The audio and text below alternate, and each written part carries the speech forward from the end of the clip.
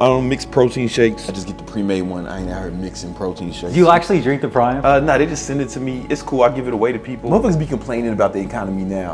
You motherfuckers is soft as fuck. You don't remember what it was like. Record levels of unemployment. You remember the stock market's crashing. We just came up. We just hit all-time highs on the stock market. Today we're in beautiful downtown Miami visiting my good friend Brandon Carter, aka King Keto. We're gonna go up to his penthouse and we're gonna learn how he was able to go from a fitness model and rapper producer signed by Sony to making millions of dollars online, not only doing personal training for himself, but also teaching thousands of other personal trainers how to do it too, and make 6 and even 7 figures online. So without further ado, let's head on up and talk to Brandon. Yo! Good to see you, man. Damn, you're looking more jacked than ever. What was that? What'd you say? Looking more jacked than ever. Oh, thanks, man. Just came through the private elevator. This is my messy office. This is the main office where I do like most of the work. This is where I spend most of my time. Yeah. MacBook Pro, but also got a Dell here connected to this monitor, and then I got 3 monitors on my MacBook. It's huge. That one's crazy. All right, I trade on this Ninja Trader. It's only on PC. But I'm familiar with PCs. I always kept a PC on me. Yeah. And then I use my Mac for everything else. This is actually where I make the beats for like all my YouTube videos. Yeah. Dang. And you still do it to this day? Yeah. Sometimes they'll just add stuff. Yeah. You know, so I make probably 80% of the beats. Sometimes they'll just throw some shit on there. Wow. So and then the main you got to get that right there, Sebastian, as well. 100%. See, like, motherfuckers teaching how to teach other people how to do online fitness business.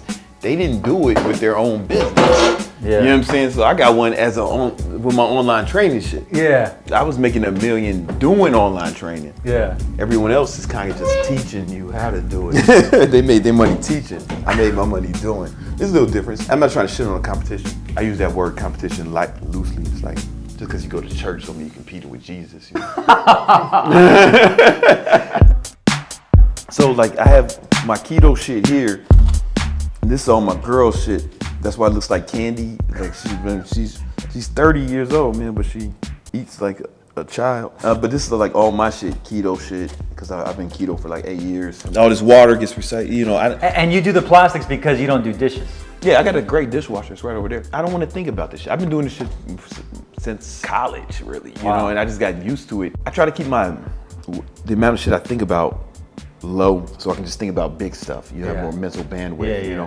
And dishes, you know, I mean, I get a housekeeper, but my housekeepers, they just left. They were just here cleaning up a little bit, and but they're not here every day. But I eat every day. So like cooking wise, because I know. We don't cook. Yeah, you don't cook, right? Yeah. No. Saves you time. You just order. Yeah. She don't cook either. We just order food or we eat out every day. Yeah. That's the one thing I learned from Brandon too. That's why when he spoke at our mastermind, it was all optimized. Yeah. Everything, every single day. So we just order different shit, you know? Yeah. Yeah, she's Dominican. I ain't never met a Dominican who does keto.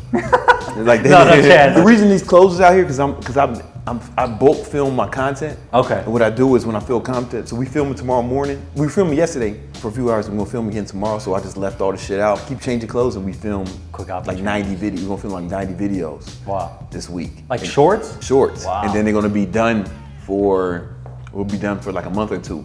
My supplements. Do you actually drink the Prime? No, they just send it to me. It's cool. I give it away to people. I drink the Celsius a lot. And but Celsius sends me shit, Prime sends me shit. I'm not endorsed by them. That's why I keep my testosterone replacement therapy. You know what I'm saying? In the refrigerator, keep it cold. Money rugs. We got money art. That's my thing. You've been living here for almost 3 years, right? Yeah. 3 years, yeah. Difference between here and New York. It's basically New York by the beach. I like to say that. Yeah, it's like a tropical New York. And there's less people here, right? Yeah. This New York has 8 million people. That's the population. The population of Miami is 400,000. I think the people here are great. I think the people in New York are friendly too. Like honestly, it's just the people in New York are not as friendly to strangers because there's a lot of crazy people in New York. But if you get to know them, you know what I'm saying, it's like it's always cool. But I mean, you can't get this view in New York though. Is the traffic here worth it? Worth living here for the traffic? I don't drive, even bro. drive, right? Yeah, so it doesn't mean nothing to me. Yeah. I've been taking Ubers everywhere since I just got my driver's license. No way.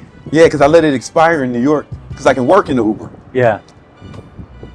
Like I can work in the Uber, man. You could just, I don't know. Damn, did we pass the podcast studio already? No, it's right here. No way. Come on in. Oh, wow. Dang. This is a podcast studio. As you can see, we don't give a fuck about cable management. Life is too short for that shit, man. Cable management ain't never made you no money, bro. Focus on the shit that matters. Our cameras are stationary. You see, that's bolted to the wall. Wow. So like, what I wanted was, I do my pockets here, but I do like a lot of content here in general. Yeah. And I wanted no friction. This room is one reason, content.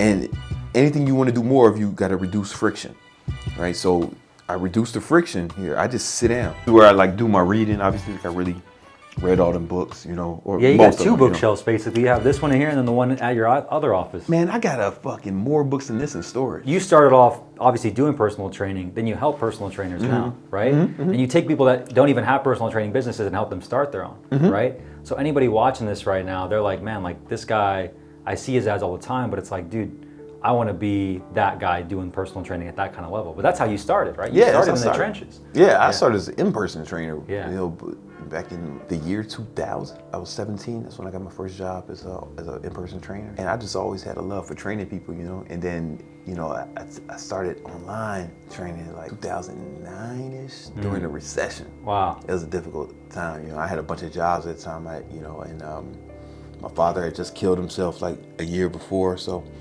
And I was really just trying to figure out a way to make some more money. I was just reading about, you know, making money online. I read 4-Hour Work Week. Then I had the idea when I was reading 4-Hour Work Week. I was working for a moving company at the time. That was one of the jobs I had. We were driving to New Jersey. Somebody wanted to move to New Jersey.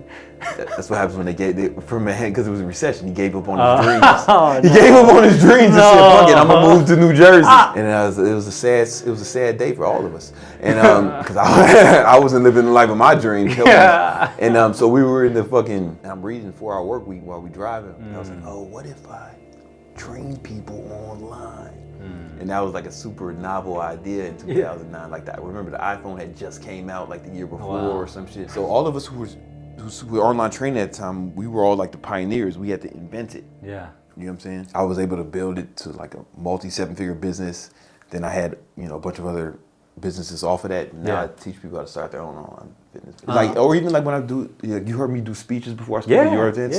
People ask me, how you get good at speaking, or how you? I'm like, bro, I used to do rap battles. I used to have to freestyle rap battle, making fun of a motherfucker off the top of my head to a beat, while he's making fun of me, and people are laughing at it.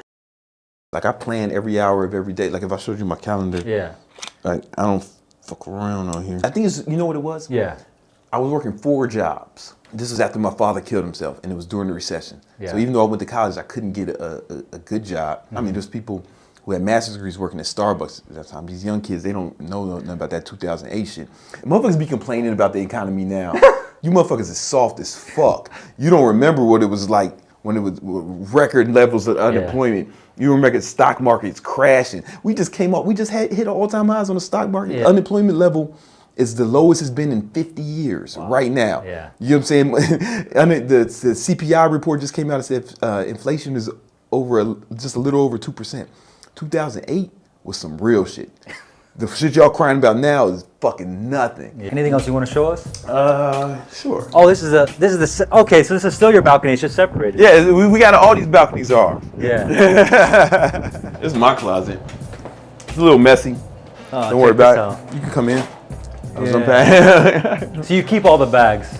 What's up? You keep all the bags? I keep a bunch of them, just decoration. Yeah. Some shit is in there. Like I got shit, cause I got shit with the tags. I got Louis shit with the tags still on it. Let me ask you this, right? Some people are like, man, I don't want a bunch of clothes because then it makes me think about what I have to wear. Clearly, you and I don't subscribe to that. Well, when I go out, you know, but a lot of times if I'm not doing anything special, I'll wear the same shit almost every day. Like I have a bunch of shirts from like workout shirts and Lululemon pants and these, I have a bunch of these same exact shorts that I wear all the time. But when I need to go out or make content or whatever, you know, I have enough shit to look nice if I need to, you know what I'm saying? When did you start like getting into investing as well, right? Because like a lot of people that watch like my channel and stuff, they have their own businesses. They're solopreneurs, they're entrepreneurs, they're business owners. You know, they sell courses, coaching, masterminds, agencies, but like it's just that business, right? And they're doubling down and putting more money just back into that one business. Yeah, I did that for a long time. Okay, so when did it like click for you, or when did you decide, you know what, it might be smart to actually diversify a little bit and not have all my eggs in the business basket? Yeah, when I had enough money where it made sense. You know, like I mean, you know, I guess I could have did it earlier, but at the same time, sometimes I look at it, you look at your ad account if you're getting 3x ROI monthly, Yeah. you're not getting that in the stock market or real estate. So it's like just a math equation. You know what I'm saying? You feel me? It's like if you're putting, if you're getting $3 for every one you put into ads, why put the money anywhere else? Yeah. Does that make sense? Yeah. It was funny because someone was asking me that question at my mastermind, and I was like, I'm printing money right now. Like, it wouldn't make sense for me I can't get another investment that's this good. You can't. Anywhere else. Yeah. So for you, it was sometimes when it's so much money that it's like, okay, because you can only scale so fast. Yeah. Right? Because especially if you do like a call funnel or something like that, high ticket stuff. Salespeople. It's like salespeople. There's just bottlenecks, and of course. And so when I had more money than I could spend profitably, I think that's when it happened. You know? And then you build out the team, and then your capacity, you could take on more.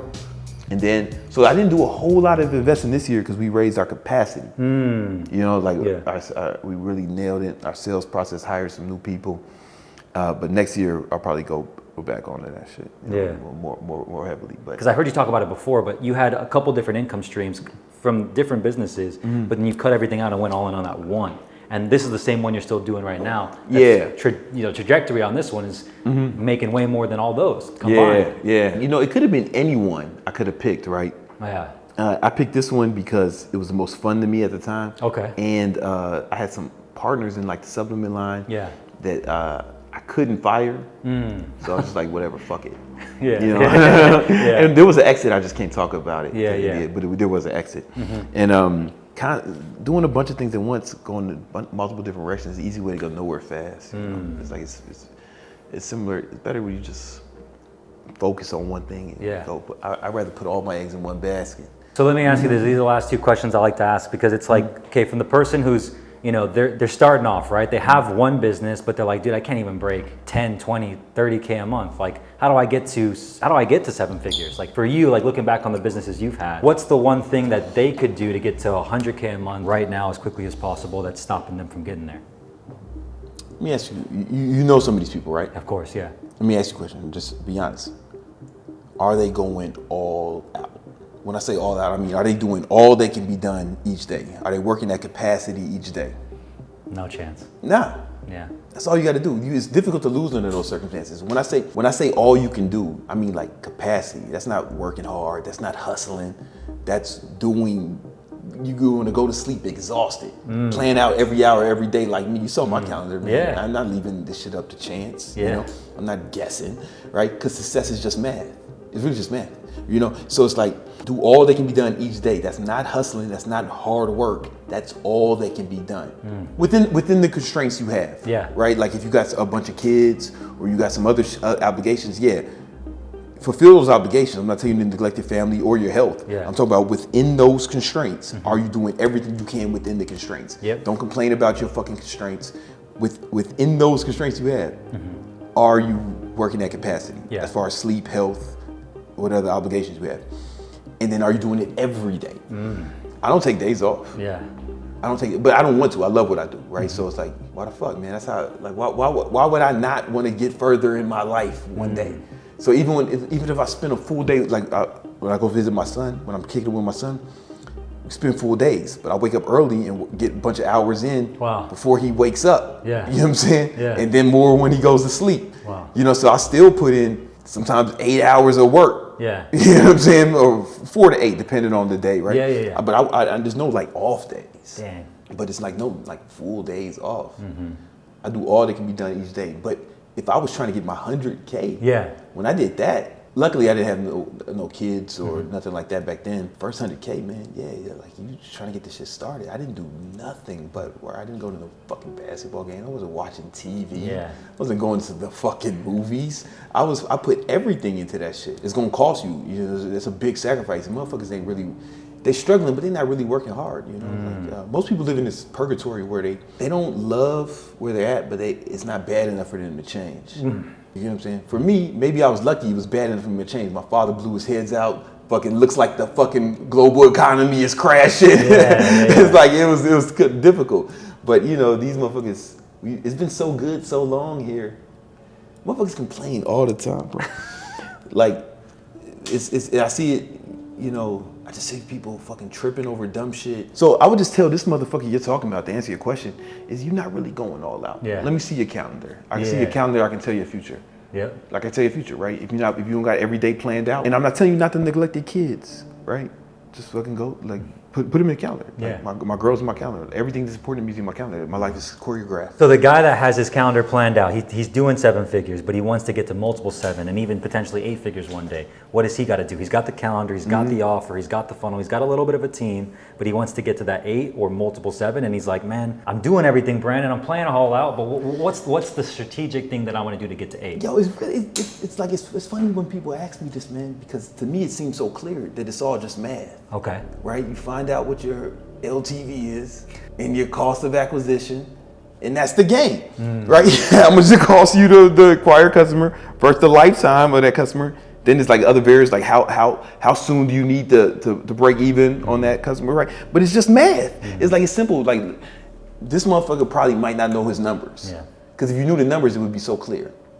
If you knew the lifetime value of your customer and your cost of acquisition, then it's just math. And if the math doesn't work, then you got to tweak it so the math works. So first you got to get your numbers right, and then work on increasing the lifetime value of the customer. So you either, depends on the business model, but maybe you can get them to pay you longer and reduce churn. Yep. You can reduce churn on your customers. You can add a back end or mastermind. Add more shit for them to purchase. You know, whether it's your shit or it's like affiliates or partnerships, partners, JVs. Yep. Or you can raise your prices if you need to, right? Because if your math doesn't work, your math doesn't work. You know what I'm saying? And then you got a lower cost of acquisition. So you're always trying to do both. You're always trying to increase the lifetime value and lower the cost of acquisition. But it's just math, because when that works, you can print money. Yep. Brandon, bro, thank you, my man. I appreciate you. No, thank you for letting us come over and do this. It's nothing, man. It's no problem, man. 100%. Show the picture of my son, I'm gonna fuck you up, man. We're not gonna do that.